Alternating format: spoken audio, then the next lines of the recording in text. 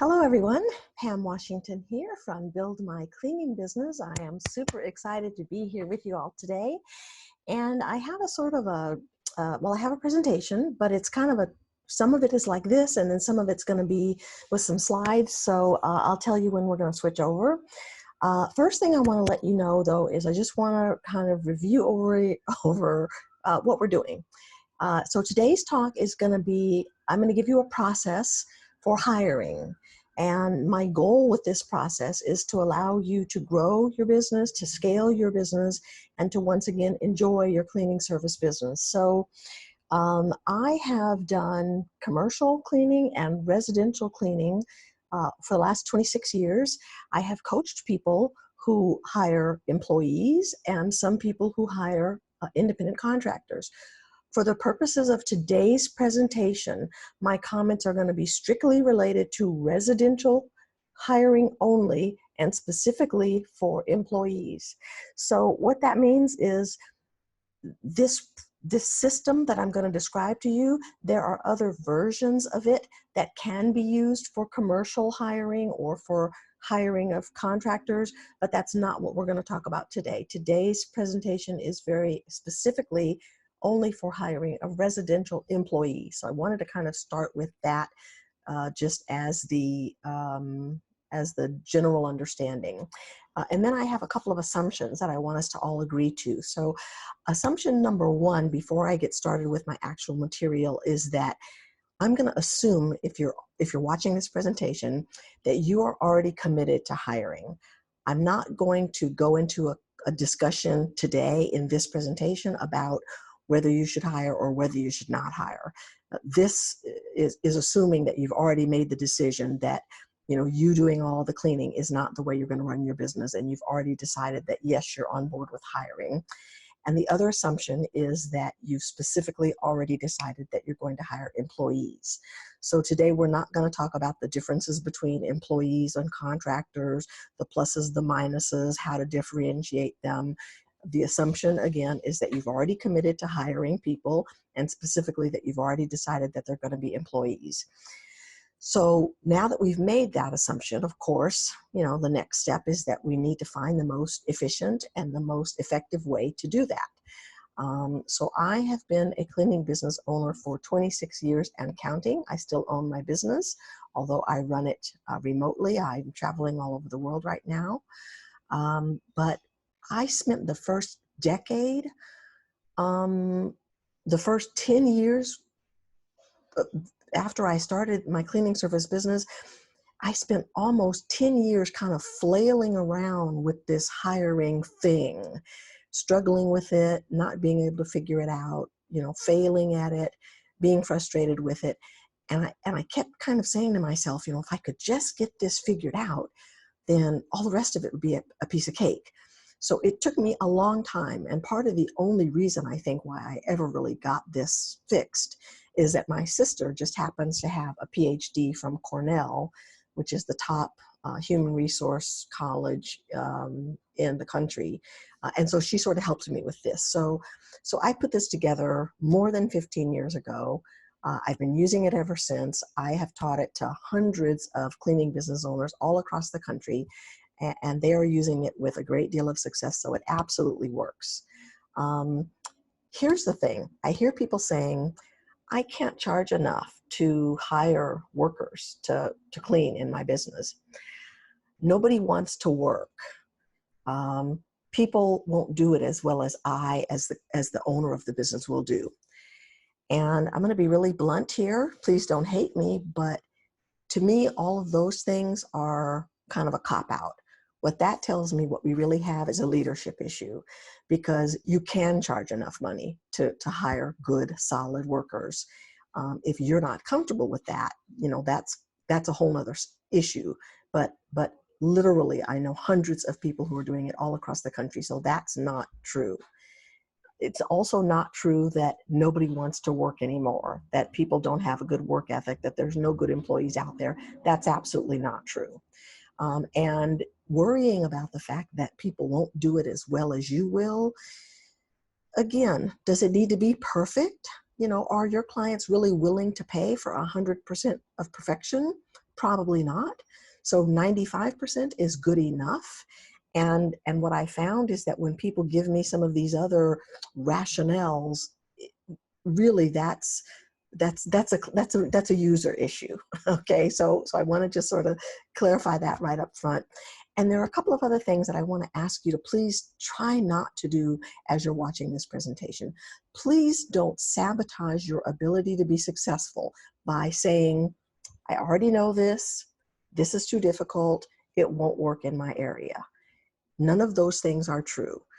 I want you to really open up your mind, set aside all of these assumptions and rationale that have stopped you in the past from being able to successfully recruit and hire, and really open your mind up, because I promise you that this is a proven system that will work. Assumption number 2, I'm going to assume that anybody on this call is ready and willing to implement a system. Systems, as those of you that know me, that have worked with me, I'm all about systems. So I want you to think of system as an acronym, SYSTEM. Systems save you stress, time, energy, and money. So a system isn't any big, fancy, complicated thing. It's basically just a repeatable process that can be shared and that can be delegated and that provides predictable results. Okay, so that's kind of my pre-presentation tips. And now I'm going to go into some preparatory steps that I have for you, and then we're going to jump right into the action steps. Okay, so preparatory step number 1, and this is really critical, guys. I want you to understand that your true task as a cleaning business owner, when you're looking to hire employees for your residential cleaning, is to hire for character. You can train for skill later. So everything that I'm going to talk to you about and teach you today is going to be around that premise, that you are hiring for character and that you're going to train for skill. Preparatory step number 2, it is super, super important that you get clear on what the core values are that you are hiring for. When I said character, I meant the core values that represent your business, you know, the fundamentals about your business. Now, I'm going to give you some examples, but the key is that you need to narrow them down to only 4. You can't have, 10 different core values, because it's too many. And then what you're asking for is you're asking for everything. You're asking for the sun and the moon and the stars and everything in between. And the fact of the matter is, we can't get that. So I'm going to give you some examples. Is the unique selling proposition of your business, is it all about providing value to the customers? Is it about caring about the work product that your technicians provide? Are you focused on delivering the highest quality? Or is it more important that you customize the work, that you deliver on whatever the promised scope was? Those two are mutually exclusive. It's kind of, well, let me take that back. You can either, I'm kind of confusing the matter. You can either have consistency and reliability and have a standardized product, or you can offer customization. But generally, you can't offer both. So it will be important for you to think about and decide which of these core values are you hiring for. Is safety and security one of the core values for your company? Or is doing the work and serving your clients with caring and compassion, is that more important? Is going that extra mile? I've given you about 8 different things here, but some of them are mutually exclusive, and I think that's where we get into a lot of trouble. So I want you, before you start with your hiring process, to really sit down and think about what are the 4 or fewer core character values that you're hiring for. And then I want you to use those to craft a really compelling and sexy help wanted ad. The help wanted ad is key. I'm not going to go into a ton of detail about that here, because I really want to get into the actual hiring steps. But suffice it to say that your your help wanted ad needs to not be pushing people away. It needs to be attracting people to you. So you really need to be focused on what is it that you have to offer? What makes you the most attractive employer on the scene? You know, what do you have to offer to a top applicant? So don't, you know, be focused on what all things they need to be able to do for you. Focus more on what you can do for them, what benefits you offer. And by benefits, I don't necessarily mean medical and dental. I mean, you know, a flexible work schedule, or a bonuses, or paid time off, or, you know, whatever those things are, that it's a family environment, that it's, you know, that we're focused on caring. Whatever those things are, it's really important that your ad be focused on not only what you're looking for, but what you bring to the table, what you can offer. And then the final step here, as far as the preparatory steps, is to post your ad absolutely everywhere. I see people all the time talking about, well, where should I post? You know, where's the best place? There is no one secret best place. You've got to place your help wanted ad everywhere. So by that, I mean Craigslist, I mean Facebook, I mean on your Facebook page, as a Facebook job posting, in Facebook help wanted ads, in Facebook community groups. I want you to use local hiring resources, things like, you know, charities or job fairs. I want you to maybe get your cars wrapped, you know, with the phone number and saying, you know, Maid Service, always hiring. I want you to start emailing everybody that you know. I want you to do outreach in the community newspapers in your area. You have to do a ton of outreach in order to really get the kind of success that you're looking for. So don't say, oh, I did the Craigslist and that didn't work and there's no good people. You know, that's you're going to have to be really creative about getting the word out. Okay, so one more preparatory thing before I jump into the action steps. There are two strategies that I'm going to share with you today. Strategy number one involves you driving traffic to an online job application. Strategy number two involves you hosting a sort of a job fair. You can host it at your place of business or at the local library, or you can rent some executive space for a few hours a week, or, you know, if you're a member of the Chamber of Commerce, maybe they have an office that you can use. But the two different strategies have some variations at the beginning of them. Once you get to the place where you invite the person to step two, these strategies become identical. So I'm going to describe to you both a strategy one and strategy two, and you may try them both. Sometimes the online job application works really well. Sometimes the in-person, what I call a cattle call, where you invite people to come in, you know, during a 2 or 3 or 4 hour period and just fill out applications for you. So I'm going to give you those two different strategies, and I'm going to show you all of the steps that you need to follow. There's basically 6 steps. They're super easy. So now is the point where I'm going to switch over to my presentation. Hang on a minute. I'm going to share my screen with you guys. Uh-oh, hang on. I didn't do that right. Let's see, where I'm going to share my screen so that you can see the presentation. And then I'm going to be in the background on the webcam. There we go. Okay, so let me start at the beginning.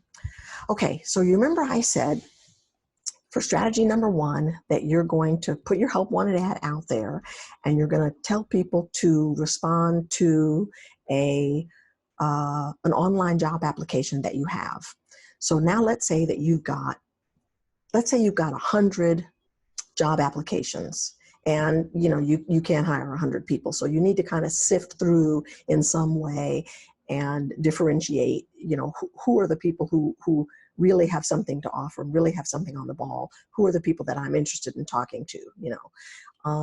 So sort of sift through those, and you can make your determination based on things like maybe they don't live in your service area, maybe you need them to have a car and they don't do that, maybe you need them to speak English and they don't, maybe you need them to work certain hours and they can't, so the first step of this is to sort of weed out from that top level 100 applications that you get it down to a sizable number of maybe 30 or something like that. Okay, so that's step number, oops, hang on, let's see how to do this.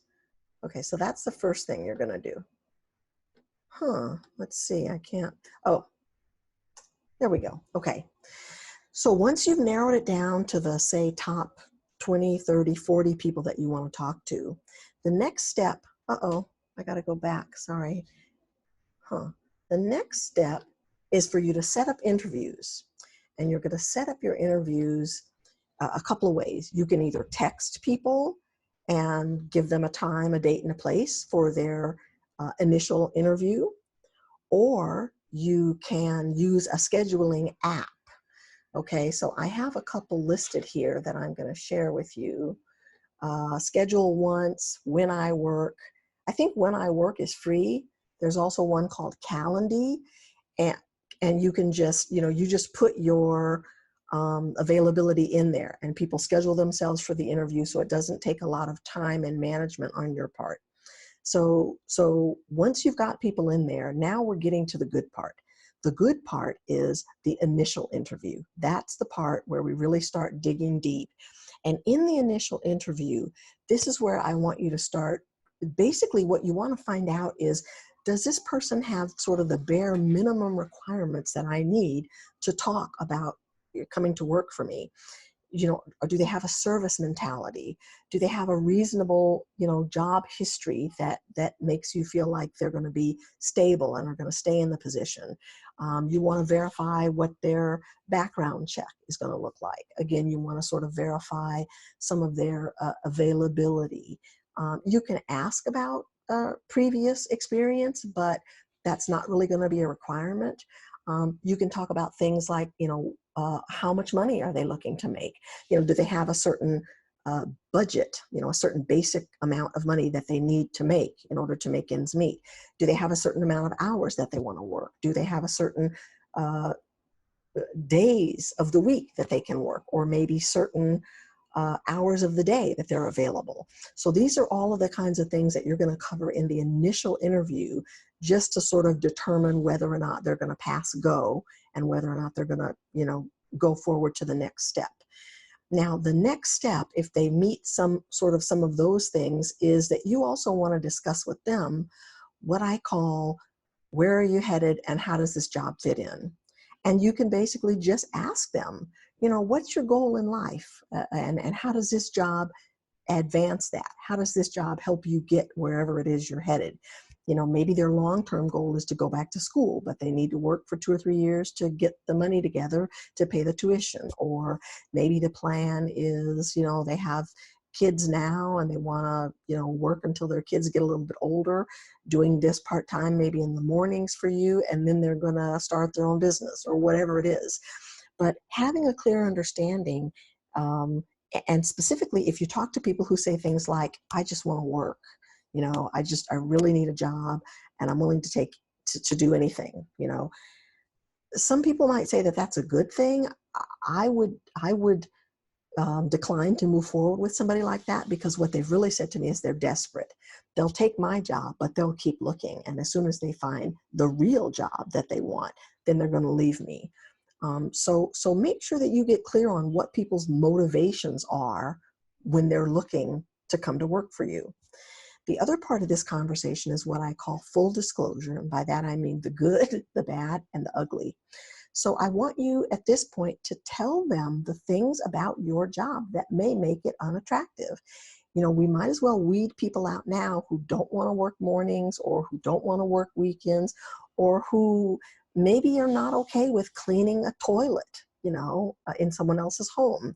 People who need a flexible schedule. Maybe their child has asthma and they need to be able to call off at the last minute if their child has to come away from school.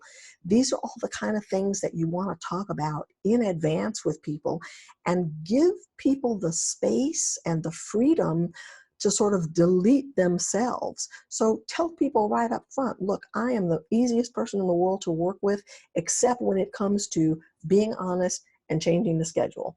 I'm not flexible about those two things. So if that's something that you need, I just wanted to let you know right up front, maybe this wouldn't be a good fit.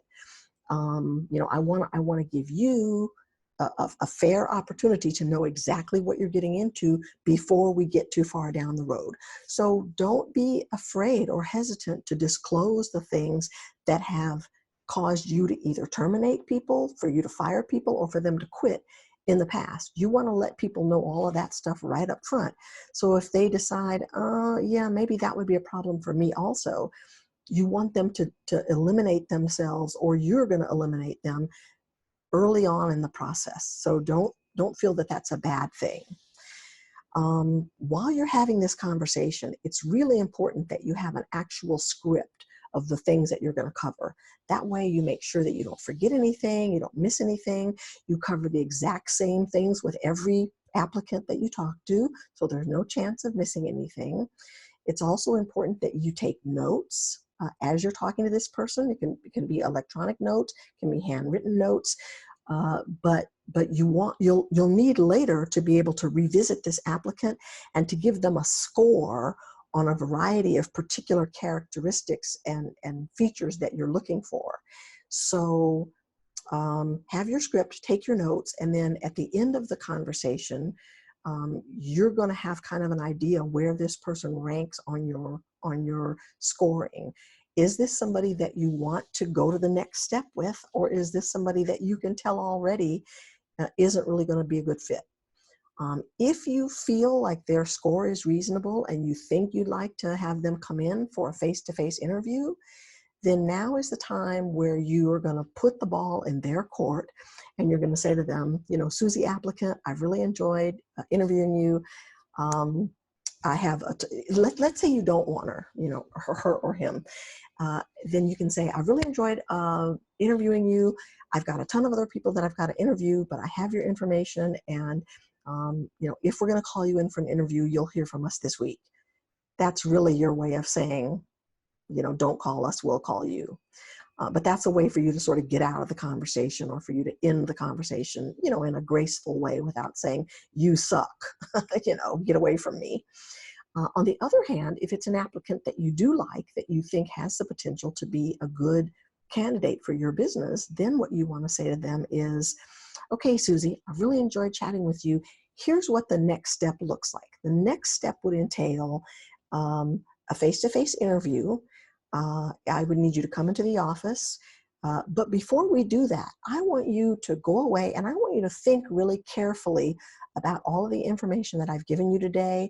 I've talked to you about what hours I have available, where the jobs are located, what my requirements are, some of the things that I'm not flexible about, you know, some of the things that have caused other people, you know, to not be successful. So I want you to think about all of those things. I want you to sleep on it. I want you to maybe talk to your spouse about it. And then if you feel like you would like to go forward with step 2, I'd like you to text me at this number tomorrow between 8 and 12. If I don't hear from you between 8 and 12 tomorrow, then that's fine, no harm, no foul. I'll move on with some other applicants. But if you are interested in moving forward, then I'm going to leave the ball in your court. You send me that text, and by 12 noon tomorrow, I'll have access to my calendar and I'll be able to get you a slot of when you can come in and do the interviewing. Now, at this point, some people will say to you, oh, I don't need to sleep on it. I don't need to think about it. I don't need to talk to my wife about it. I'm sure I want to move forward. Let's go ahead and make the appointment now. Don't agree to that. The whole purpose of this is, yes, you want the ball to be in their court, but you also want to see, are they organized? Can they follow directions? Can they actually send the text tomorrow between 8 and 12? Because if they can't do that, I promise you they're not going to be able to work successfully within your company. So this is really an opportunity for people to shoot themselves in the foot. It's an opportunity for people to mess up and not do what you told them to do in which case you automatically eliminate them. If they call at 1 o'clock, if they call 2 days from now, you know, any of those things, they didn't follow directions, they're disorganized, their life is a mess, just move on, okay? So this is really a way to eliminate people. So again, I want you to be very specific. We're looking to see, do they listen? Do they pay attention? Give them the phone number, give them the time, repeat it. Maybe you even want to text it to them. And then the ball is in their court. So whether they call you or they don't call you, either way, it's a win-win for you. If they don't text or call whatever instruction you gave them within the time frame, then that means that they're not reliable and you dodged a bullet. So that was a good thing. If they do call or text on time, then that also means something. That means that they're a good applicant, potentially, and you can move forward. So it's a win-win. I don't want you to be discouraged thinking, I had 100 applications, I narrowed it down to 30, I talked to 25 people, I invited 15 of them to call me back, and only 10 of them did. Because if the people who didn't call you back, those are people who weren't really crazy about your job. They aren't like on fire and stoked and super excited, and that's fine, but we don't want them coming to work for us. If they couldn't even do that small and simple a thing to move forward in the process of coming to work in your company, trust me, you know, it's not going to work out. So it's better to know that up front, early on, before you go through all the trouble of doing new hire paperwork and orientation and you know, assigning uniforms and all of that, okay? So if they text during the time frame that you gave them, go ahead and set up the in-person interview. And now I'm going to tell you what the in-person interview is about. It's sitting down face-to-face. Now we're going to do some real probing in the interview. And again, you're going to score them. So now the probing, and I think I've got another slide. Yeah, so you'll tell them the interview, you'll give them the exact time, the exact address. Maybe you want to text them or email them this information so they can't lose it. There can't be any misunderstanding about when it is, what day, what time. So if they can't show up for that interview on time at the right location, then they've demonstrated something critical to you already, which is that they're not organized enough. Their life is not, you know, stable enough for them to come and work for you. So don't make exceptions for people. Don't allow people to reschedule if they need to cancel or they don't show up and then they call back later. All of these are deal breakers. Sorry, there's a siren. I think it's an ambulance going past. So my point is that you want people to mess up. You want people to shoot themselves in the foot, because if they're not suitable, they're not suitable. And we want to find that out as soon as possible. So what we're really doing here is we're putting hurdles in front of people so that we can see who is a good, strong jumper and who is kind of a weak, you know, applicant who really doesn't have what it takes to go the distance. The probing part of the interview is where you're really getting into their attitude. You want to do some what I call behavioral interviewing at this point, where you're going to probe them about some of their history with regard to customer service, to critical thinking skills, the ability to prioritize, the ability to make good decisions, to handle conflict. This is where you give people some of those questions, like where you say, tell me about a time when you were in a situation and the customer wasn't pleased and it was really, you know, your fault and you needed to turn the situation around. How did you handle that? These are the kind of questions that you want to ask at this point. You want to say, tell me about a time when you had a supervisor that was unfair or unrealistic. What were the circumstances? How did you handle it? What was the outcome? What was the end result? How did that work out for you? And if you want to be really strong, you can even go further and say, and what did you learn from that experience? What would you do differently next time? So the in-person interview is a chance for you to really get some behavioral interviewing in and get more information about the way this person's mind works, how they demonstrate their character in their daily execution of their duties. And once again, you're going to score people, because later we're going to rank our applicants, who's number one, who's number two, who's number three. So that way, if you only have 2 openings and you've got 3 good people, it's a simple matter to choose the 2 who have the highest scores. Or another thing that you might want to do is you may want to set a minimum threshold.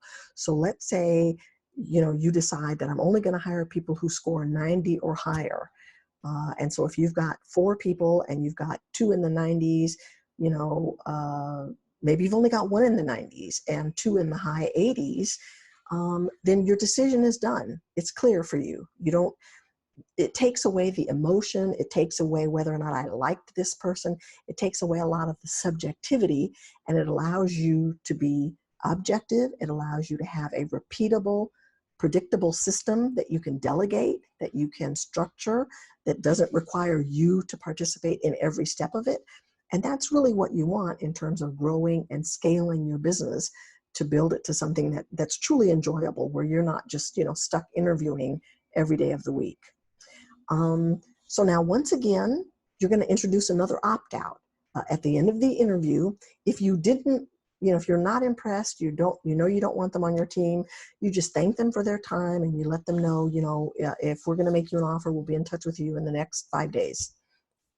And they're gone. If you like what they have to offer, and I want to be careful here. If I was going to say if you like them, what I mean is if you like their application. This is not about whether or not we like them as a person. If we like their application and what they bring to the application process, then you're going to introduce another one of those opt-outs where you're going to say, I really like your application. This was a good interview. I have some more people that I'm going to be interviewing later on today and tomorrow. And we're going to be scoring and making some decisions on our end, but I'd like you to also go home and think about what we talked about today, review over it, sleep on it. And if you think you'd like to join our team, call me tomorrow morning between 8 and 10, or, text me at this number tomorrow between. Keep that consistent. Whatever it is that you choose, make it the same every time. I always make it the very next day, and I always make it between 8 and 12. And we say text, but that's just whatever thing you're going to do, pick a thing and stick with that, whether you want them to text or call. Always make it the very next day, and give them a big window. Don't give them a specific time, because that's a little too limiting. Give them a window, and a big window, like between 8 and 12. That's plenty of time. If they can't get it done in that amount of time, then they don't really want to do it. And that tells you something right there, okay?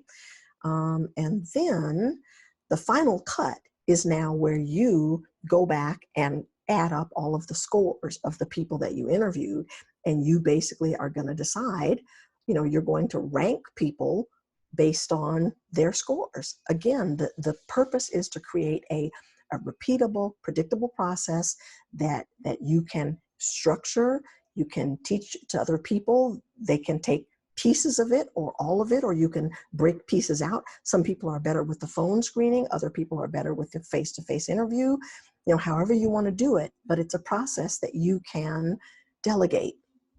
Now, you remember I said there were 2 strategies.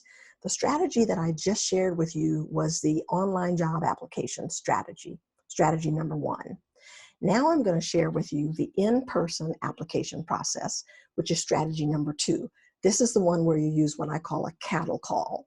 So again, you did all of your preparatory things, you got clear on your values, you had a sexy ad, you did your outreach, your ad was all over the place. But instead, on your ad, what you did was you said to people, if you're interested in applying for this position, send an email to this address. You set up a separate email address, just a Gmail, and you only use this email for this one thing. That's the only thing you ever use it for.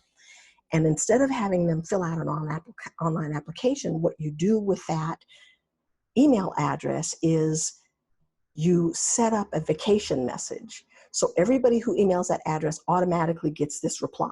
And the reply says, we're interviewing next Tuesday and Thursday, August 6th and August 8th from 8 until 12. Sorry a second. Hang on a second. I got to go down to my slide a little bit. hang on, sorry about that. Um, okay, let's see, we want to be right there. Okay, yeah, so instead of sending them to the online application, you're going to have them respond to the email address. That email address is going to be set up to automatically respond to everybody anybody who comes into the inbox with the time and the date of your next upcoming application days. So let's say you rented some space in an executive office Tuesday of next week, and you committed to being there from 9 to 12 to take interviews. So you just put that right in the outgoing message, in the vacation message that you've set up.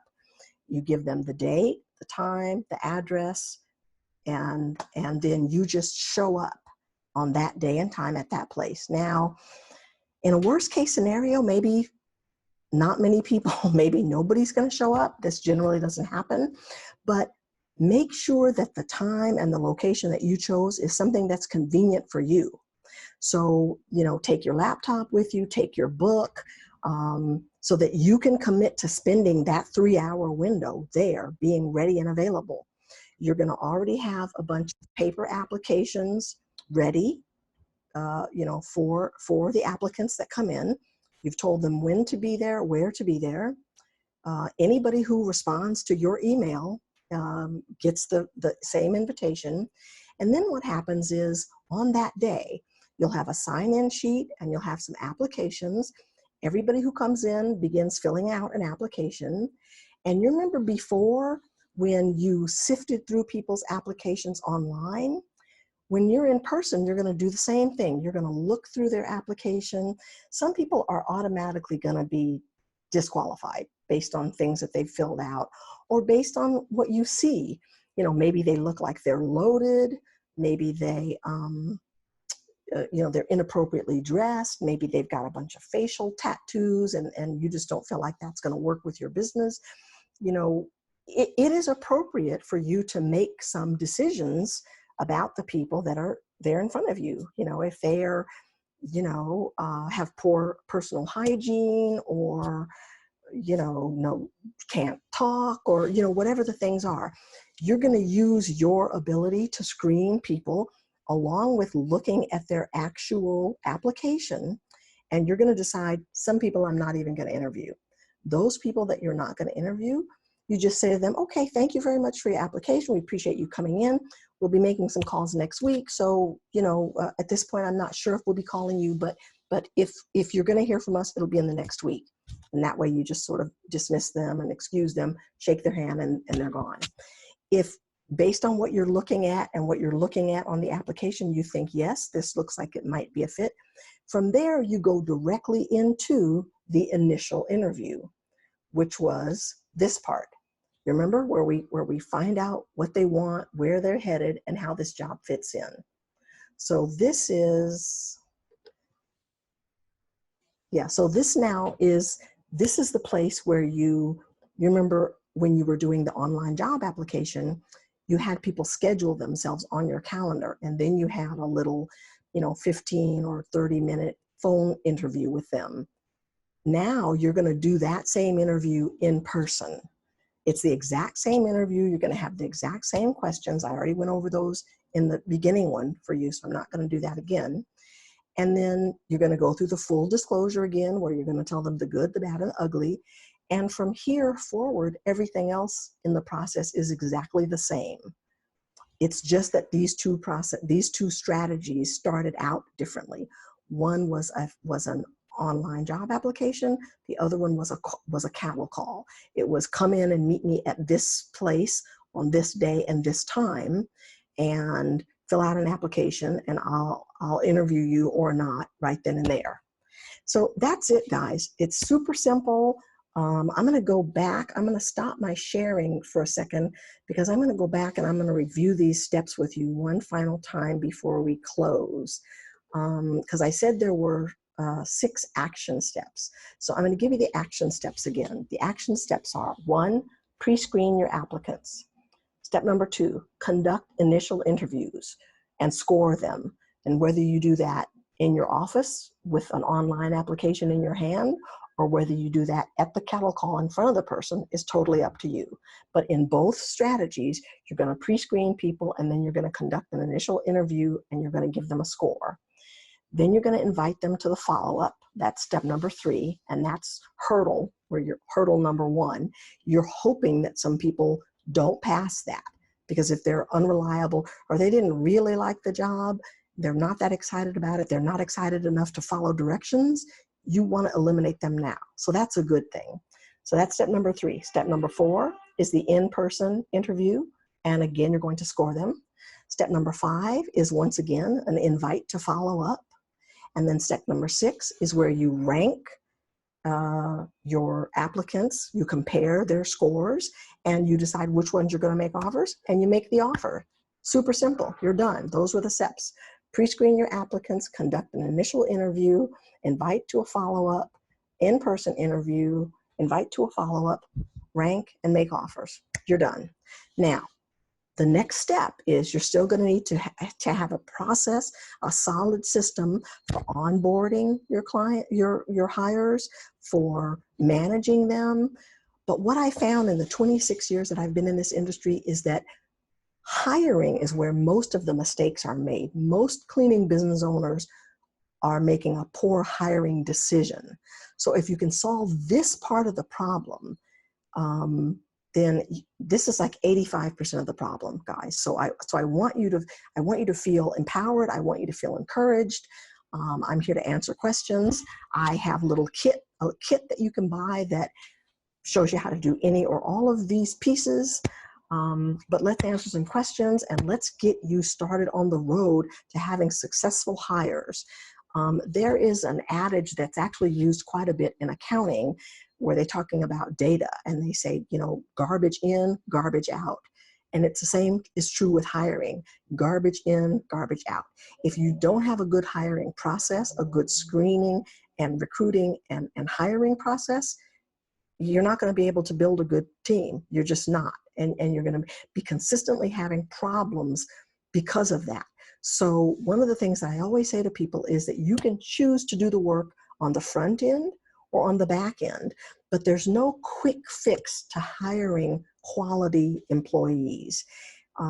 Some people, they wait until the last minute, they hire from a place of desperation, they don't do a lot of vetting, they hire a warm body, and then they spend a lot of time on the back end with complaints, disciplinary actions, firing people, retraining people, blah, blah, blah. Or you can spend the time up front, hire the correct way, and then you're going to save yourself some time on the back end. Both of them are actually going to cost you the same amount of time. It's just a matter of, are you going to spend the time up front, or are you going to spend the time at the end? If you think that this is too difficult, then what that tells me is that you're not really willing to spend the time up front, and you're going to doom yourself to always having to spend the time on the back end, with people who don't show up to work, who don't consistently do a good job, who don't share your values, who don't stay as long as you want, all of those failures. That's the reason for those failures. Okay, so that is it for today. I hope you guys enjoyed the talk, and I am here for questions, and I will see you again very soon. Bye for now.